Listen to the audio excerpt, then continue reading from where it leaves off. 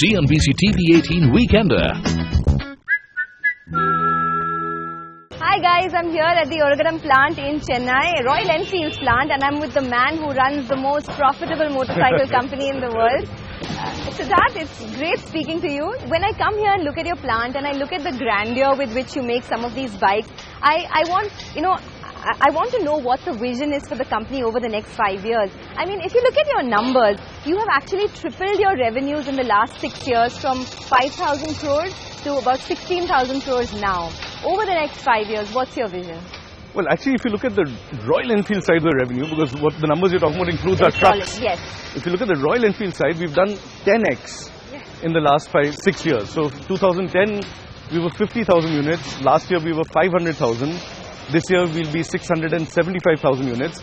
And maybe it's more than 10x in terms of revenue, in terms of unit sales, but much more than that in terms of revenue, actually. So what's in it for the future? It's, I guess, as we stand here right now, the phase we're in is that all the work that we've done in the India market and establishing Royal Enfield as the definitive leisure motorcycle, the one that is great for the long distance. It's a multi-purpose motorcycle, the Royal Enfield, right? Having built that brand, now we're able to proliferate it. We're able to get the brand into smaller towns. People in very small towns are very interested in our motorcycles. So as we go down, we're getting newer and newer markets. So that's been the growth. So it was cities in the last 6-8 years, and now we're going into smaller towns and we're getting growth out of there. So this entire story over the last 6-7 years of this 10x growth, it's all out of India growth, right? So that's what's happening. As we are doing that, and as we are proliferating and going further and deeper and penetrating into the Indian market, in the last couple of years, it's just been now since 2014, that we've actually been working on international markets in a strategic manner. Earlier it was opportunistic. Whatever we could sell outside, we'd sell. Now it's very strategic. So and you've moved out of India for that. I moved out of India. We've got the best minds and brains, I believe, in the world as far as I'm concerned, to work. That means people who now are working with us to actually develop Royal Enfield for international markets. So we're getting into new countries, we're learning a lot of things, and we believe that what we were able to bring to India in a similar fashion, not the same fashion, we should be able to grow the middleweight market of beautiful, classic, evocative motorcycles in all other parts of the world. And our ambition, therefore, in a 5-year time horizon is, well, more like a 10-year time horizon, is to be absolute number one player in the middleweight market in the world of motorcycles. So in terms of numbers, the amount of exports you do now are double what you've done last year. What kind of numbers are you looking at for exports, say, over the next 2 to 3 years? So exports is minuscule. Double of last year is still double of a small base. It's a very small base. So it's not, right now it's not, we're not driven by numbers. We're driven by actually understanding markets and getting into markets. So it's not an opportunistic business at all anymore. What that really means is that can we enter into a market in a right way? And for us, right way means a brand entry as opposed to a manufacturing entry. So with lovely stores, with rides and the experience, and, the entire experience. And so therefore we don't have a Thailand strategy right now. We have a Bangkok strategy, and we're doing phenomenally. 6 months we've had a store in Bangkok. It's doing much better than I would ever have imagined, and that's because of how we're positioning the motorcycle. We're making sure that people understand, in a world where people have been used to, let's say, the Indo-Japanese style of commuter motorcycle, right? It's come from the Japanese style.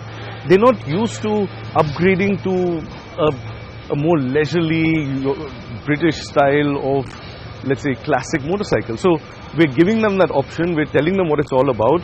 Some people love it and they're coming to us. Some people don't because they like their Japanese style. So good for them. Let them do whatever they're doing, because we don't want to, we don't want to be everything for everybody. We want to be very special for a few people. And so what is Siddhartha Lal toying with now as the next big idea? I know you've worked on the Himalayan for a decade, and in your own admission, it's a harmony between man, machine and terrain, as you called it in your blog. What is the next idea that you're looking at? This is the Himalayan, which is back there. We're putting all our time, energy, love, passion, interest, money behind the Himalayan. That's what it's a new baby. The others have already got legs and they're running.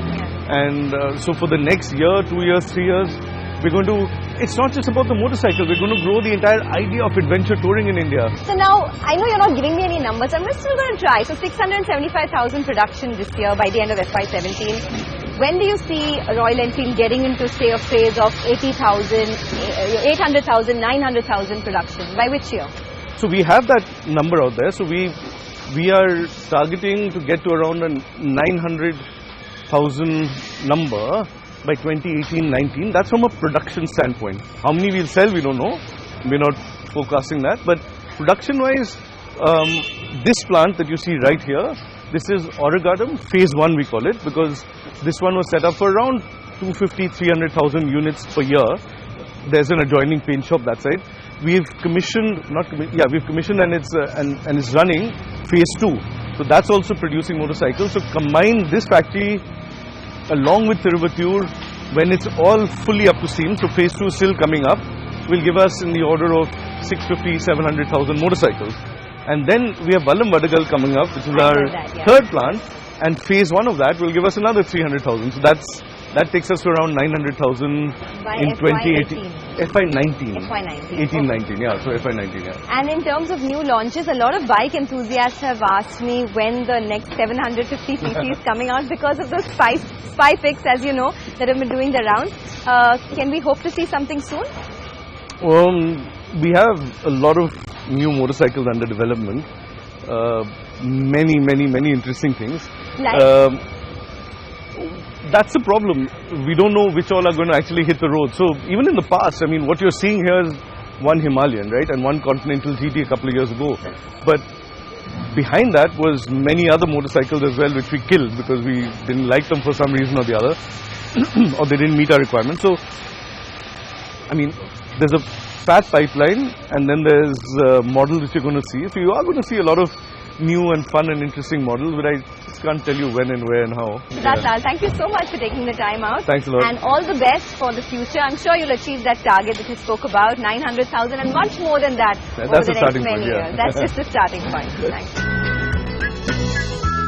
CNBC-TV18 Weekender.